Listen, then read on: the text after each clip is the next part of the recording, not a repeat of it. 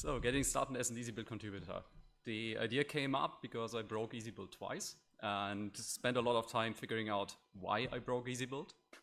So I'm here now, and I want to get a bit of perspective why I'm using EasyBuild specifically, and bring up these two cases and give some ideas, maybe what we can improve in some ways. So why do I use EasyBuild? I'm not any person managing an HPC system. I'm working as a software developer on SCORP. We will hear more about that tomorrow. And my main work focus is OpenMP, accelerators, and also compiler instrumentation. And this involves developing things where I need to test many different software versions. For example, different LLVM versions to make sure that our compiler instrumentation doesn't break. Different CUDA versions to figure out what new features are in there and checking if they are worth including for us. Changes in the OpenMP tools interface to figure out what's broken in a new release or what's fixed in a new release. And you could say, well, we have a CI for that in our project and that works fine. But testing on HPC systems, for example, means that we only have a limited amount of versions available, and it doesn't really help me for local development. So I need software also installed locally. And EasyBuild is great for that because I can install things on my machine. It's flexible, it's similar to software we see on HPC systems, but not everything is available. So I have to also install stuff manually. For example, I have several different ROCm versions. I had to install different EUM'25 versions for testing. So I have a mix of both on systems. When I first tried to use EasyBuild, more or less naively, it didn't went really well. So testing on my system at home, trying to build GCC core failed because PTX wouldn't build. I had issues with system dependencies which were not picked up or were picked up when they shouldn't. So I used containers in some ways. I followed the EasyBuild tutorial to get an idea what to do at all, which helped a lot. I recommend it. And when things failed, I started digging through EasyBuild, EasyConfigs, EasyBlocks to figure out what's going wrong, to understand what issues I ran into, which then also led to contributing fixes, sometimes EasyConfigs, and also touching EasyBlocks.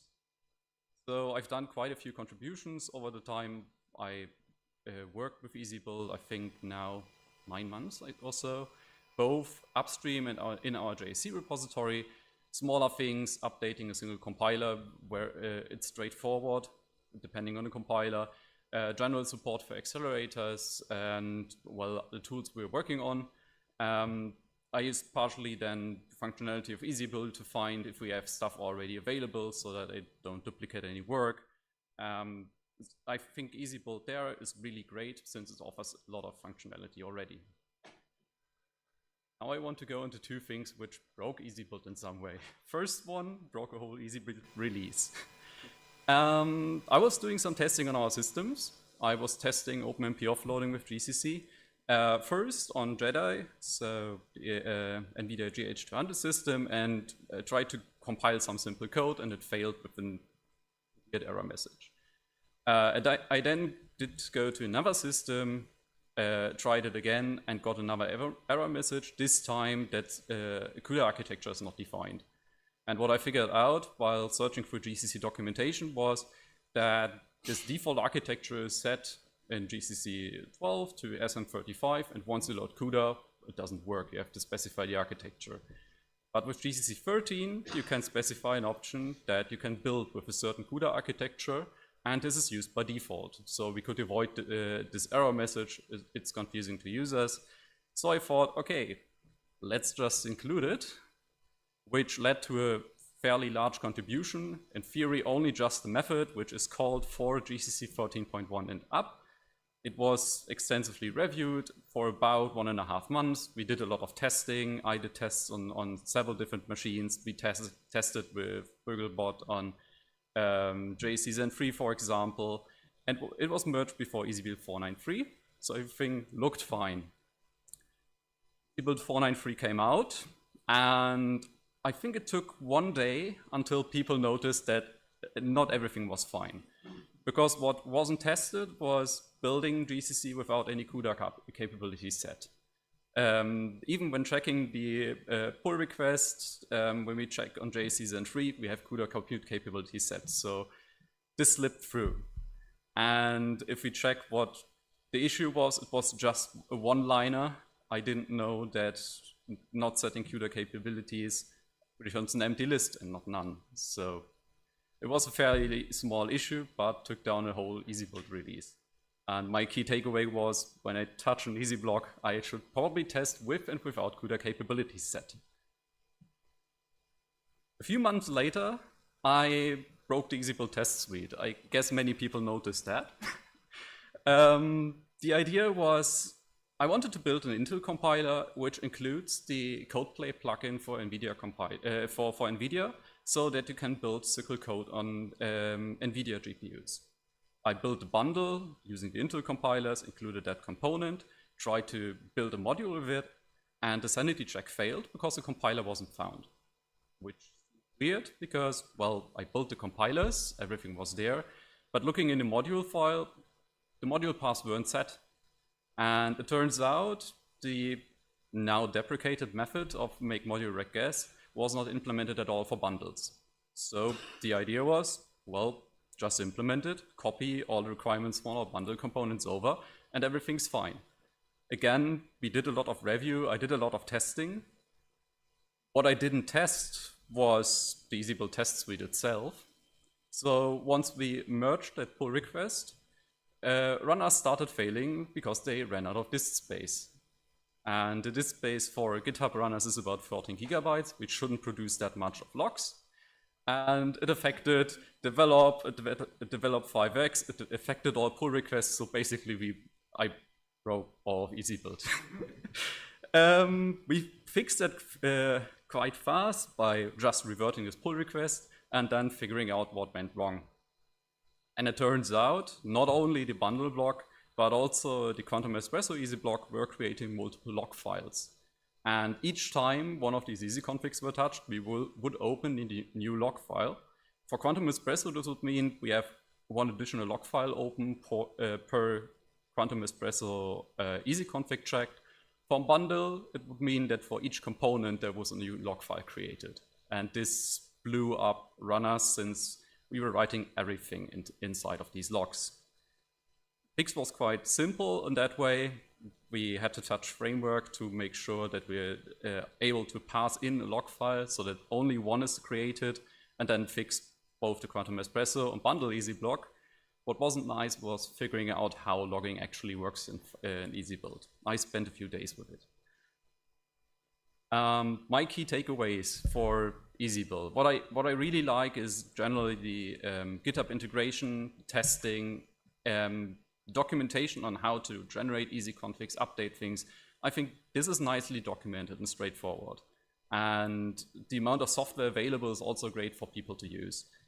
Documentation is good for easy configs, but I feel like once we're moving to easy blocks and especially frameworks, things get way more complicated. So I resort mostly to looking through the code, finding out what's wrong there.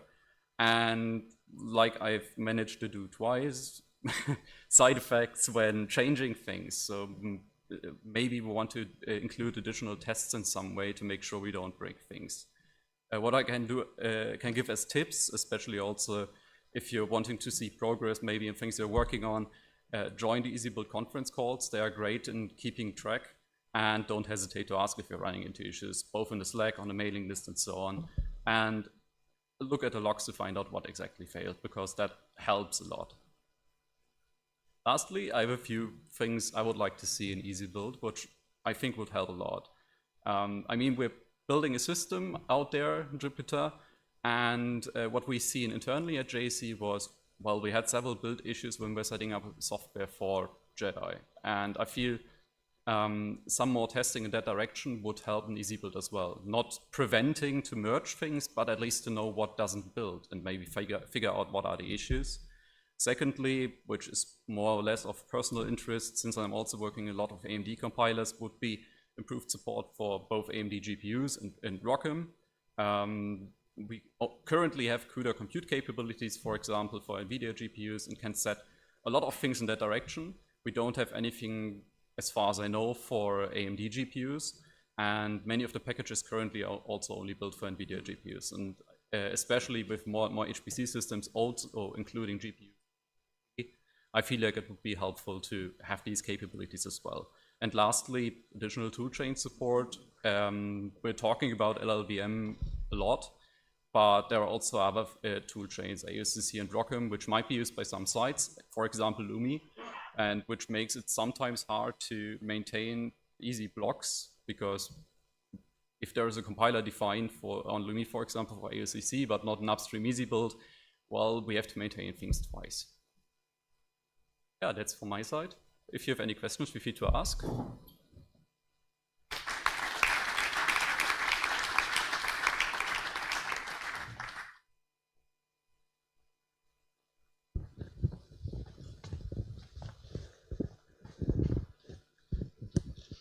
I put my foot in. One of the comments you grayed out, the long review time, and it is something I've noticed as well, which is particularly annoying. What I like to do is, if I've got, say, 10 pieces of new EasyConfig files, because I need to install one piece of software, I usually open separate pull requests, not to put the number down up, but simply it is easier for any of the maintainers. I've got 5 minutes, I do one pull request and it's done, instead of, oh my God, now I've got one pull request which has 7 components in it. What then happens quite often is, say, 9 out of the 10 or 8 out of the 10 get merged, and the last never get merged, and everything is just coming to a hold. And I do understand there was quite a lot of work for EasyBuild'25. I do appreciate that. But that is one of the reasons why I personally have still quite a number of pull requests open, which are not merged yet because there's 1 or 2 components missing. It's not a dig against you. It's not a dig against anybody. I do appreciate people are doing the work and looking into it and so on. But it is a situation, if you're new to EasyBuild and you have your first pull request and it's stuck at the 80%, it's a bit frustrating. I mean, I fully understand that things stay up a bit longer. I also contributed to other open source projects where reviews can take also months, even for smaller things, and it's not different for EasyBuild. So that's why I graded out. I can fully understand that things take time, but I can also understand that it can be a turnoff for new contributors. I think short term there, we're going to get back to the merge print and try to have like a short list of PRs that we want to get handled quickly because they are blocking other stuff. And we need to do a bit more coordination on that, I think. Yeah. No, but it's valid. I mean, we have 1,100 open PRs. It's hard to argue that that's not a good situation. Yeah. I had a question for you as well, Jan. You went from 0 to breaking EasyBuild releases in 9 months, right? How difficult was it for you to get into things? I mean, you mentioned better documentation would help, and you're mostly focusing on the actual documentation, the code. That's good, but how well are things structured? How easy is it to find your way around? Is it? So using EasyBuild for me was quite easy, I think. Developing on EasyBuild was taking some time getting used to, but it's not the first time that I'm packaging stuff. So I also looked into packaging for Fedora, for example, or for OpenHPC. So in this direction, it's not a new thing for me. But I feel like getting your first contribution in EasyConfig, for example, this is quite easy. Okay. Good. Yeah, we should move on in the interest of time. Thanks a lot, Jan.